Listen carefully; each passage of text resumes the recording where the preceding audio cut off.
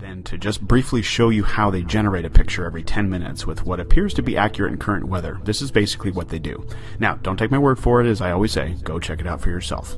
Number one, they have already created and stored transparent images of the weather over the oceans using climate simulation software, which they openly admit right here that they've done climate simulations up to the year 2095. But it's actually the year 2100 on this FTP server folder, and here's one of the images. And following some of the other images that you can find where the land masses are transparent, and they use all this simulation software to come up with the weather over the oceans. You know, since our weather data comes from our ground-based Doppler radar, and it's impossible to use ground-based systems to cover the entire vast oceans, so that's where the weather over the oceans comes from, their software simulations. Number two, now for the weather over the land, the NOAA has supercomputers that take data coming in from all over the world, Doppler radar feeds, and crunch it all together and combine it with the weather simulation data over the ocean, so they come up with a complete composite weather quote-unquote map, which is then wrapped around a ball in their 3D modeling software programs, just like we've shown countless times in our previous episodes with the Earth and the planets, etc. So, then what we get are composite images like this that are created in the 3D modeling software, the current Doppler weather data over land and the simulated weather over the oceans, and it looks like this. So this particular image is on the FTP server and is date and time stamped with October 11th, 2017 at 11:05 a.m. I just chose one randomly.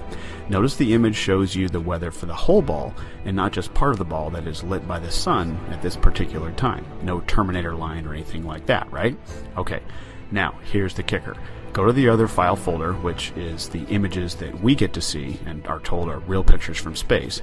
But what they've simply done is taken the weather map picture of the whole ball they created and they superimpose it over the blue marble data set, just like they said they did. So what you can see here is the final version of what we're spoon-fed and told is a picture taken by the Himawari from space, like, 10 minutes ago.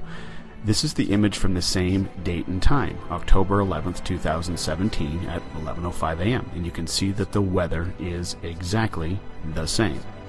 Watch it closely. There's your weather map comprised of simulated and Doppler radar being used to complete a composite image. They do this with the Discover satellite too, the epic camera from 1,000,000 miles away, they tell us. Ridiculous. Okay. Now, also notice the final image has a Terminator line added in to try to make it look like a real picture from space, which drives a nail in the coffin of the Himawari because the weather data shows it over the whole ball completely. But they have to add a Terminator line to show the Earth only partially lit by the sun based on the time of day that the photo is allegedly taken. So if this is a real picture, how did they know where to put the clouds and weather on the part of the globe with no sunlight? It's completely dark there. It's all right here, guys. They are faking space. Hey, we all fell for it for a long time with their Doppler radar and weather simulation software building a current weather picture and wrapping it around a ball in 3D software and pasting it onto a black background like they do with all the others, adding a Terminator line and calling it a real picture from space. Himawari debunked once and for all.